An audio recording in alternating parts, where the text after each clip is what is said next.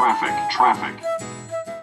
Hey everybody, welcome to Tidbits with Roger, where I try to answer your airline-related questions in 2 minutes or less. First question today comes from Jim, and Jim asks, how difficult is it to bring a packed lunch or dinner on the road? Is there a better food to bring or worse food to bring? Which is a great question to start off with. So let's start with the pros. Pros of bringing food. You won't spend as much money. It's cheaper to bring food from home than to go eat out at the overpriced airports all the time. Even with your airline discount, it's still pretty expensive. Another pro to bringing your own packed food is that you don't have to go looking for food. It's always there in your lunch bag at all times. So you know you got food and you have to go rushing around trying to get a sandwich or trying to grab stuff off the galley cart when you can. So that's another pro to it. Another pro, let's see, the breakfast. If you could pack breakfast, that's wonderful because then you don't have to rely on the hotel breakfast. So that's pro. Cons to bringing food on the road is you got to pack it. It's really time. It takes up a lot of time to do that. You got to go to the supermarket. You got to prep your meals, pack your bag. Then in the mornings you got to prep your sandwiches or whatever. We'll talk about food selection in a minute, but. So that's a huge con to that. Another con, you got to lug it around with you. It's just another bag you have to carry around all the time. Another con to packing your lunch is that Murphy's Law, that on the days that you pack a lunch, you will be at a hotel that does not have a refrigerator for you in the rooms or a microwave in the room to heat up your dinner. So you might find yourself having to beg the front desk for their little employee refrigerator behind the front desk, or you'll come down in your pajamas to the lobby because they put the microwave right out there in the lobby. You come down in your pajamas to the lobby to go heat up your spaghetti, wait for it to heat up while everyone's looking at you, then you got to take it back upstairs to your room. So that's a con of bringing food on the road. So those are the pros and the cons. Let's move on to things that are better to pack and worse to pack when you're packing food.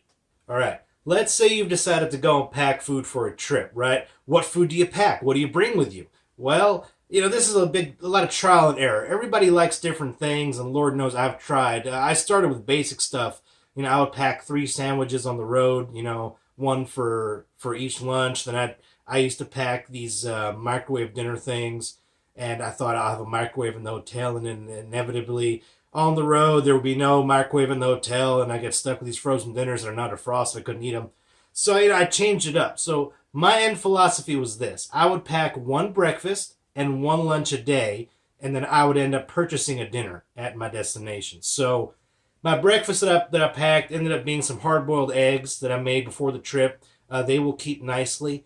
Some cucumbers will keep nicely too. And I got these little itty-bitty, they look like yogurt cups, but they're cottage cheese. So I had cottage cheese, eggs, and some cucumber. And no, you do not fart in the cockpit because you ate eggs. You hold it like an adult. Or you wait till you land and you volunteer to do the walk around so you can release up into the air and not in the cockpit.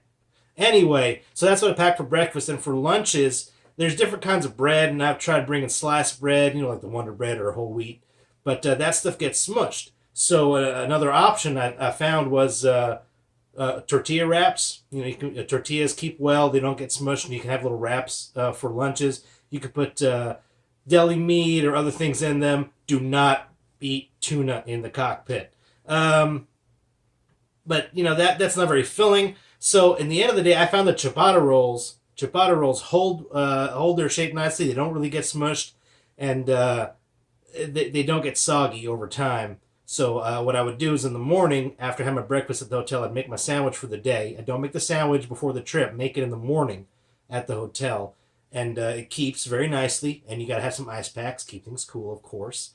And if you don't have a freezer in your room, check downstairs. I might have a freezer for your ice pack, and if they don't have that, bring Ziploc gallon freezer bags, and you can put ice in there from the ice machines. Every hotel has an ice machine. That'll keep your stuff nice and cool.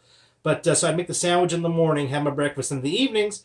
I just go get a dinner, and yeah, it's a little more expensive than eating all your meals, but it adds a little bit of diversity to what you're eating.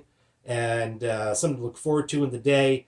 And it's still a lot better than buying all your food, So That's what I'd recommend packing. A sandwich, a nice ciabatta roll for make a sandwich. Make the sandwiches in the morning. Make yourself a nice little breakfast. Oh yeah, oatmeal packets. Oatmeal packets are really good too for packing for breakfast. Every room has a coffee pot, and you can or a microwave, and you can boil water or get hot water and make yourself your little quicker oatmeal or something. It's just something to start the day off. So there you go. That's how I pack for my trips. All right, let's talk about some considerations if you are going to bring food with you on the road. One, you want to get yourself a nice ice, little insulated cooler, nice crew cooler. You can get some cheaper ones out there, but spend the extra cash. Get yourself like a Luggage Works or something. It's made, specifically for airline crew. They know what we need. Lots of space, lots of pockets. It slips over the handle of your roller, so it just sits there. So yeah, I'd invest in one of those, a nice cooler. Two, make sure you have ice packets, those little freezer packs you take on picnics or whatever it is. Take some with you, freeze them overnight. If you can't, like I said, if you can't find a freezer, you can ask the front desk. They might have a freezer for you, and if they don't have that, make sure you always have some gallon Ziploc freezer bags so you can fill them up with ice, and that'll keep your stuff cool and fresh as much as possible during the day. Another thing to consider is if you're going international, security anywhere will let you take your food in. That's fine. I've never had a problem with that. But if you're going international, customs might give you a problem. Now, never not declare. Always declare what you have. You don't want to get in trouble. Always declare. But, do it wisely. I once had a cucumber taken from me. It was a cucumber. No, seriously, it was a cucumber. It was a cucumber because, when you buy produce that has those little stickers on them, those little ones you got to peel off before you eat them, those itty bitty ones look like a fingernail with a barcode on it. Well, I was told in Toronto that if I want to keep my produce, I got to keep the sticker on there. They consider that the packaging. So as long as it's in the packaging, you're okay.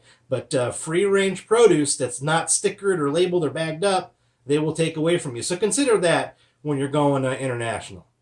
So I hope you found this informational, and I hope this helped some of the new guys out there packing food or what to bring, what not to bring. If you have a question you want me to answer on this segment, please post in the comment below, or better yet, send it to me in a direct message. And thank you for your participation. Hope you enjoyed the video. Check in next time. Captain Roger Victor's Tidbits. This was way longer than 2 minutes, so screw the 2 minutes. We're just going to answer the question. Take care, everyone. Bye.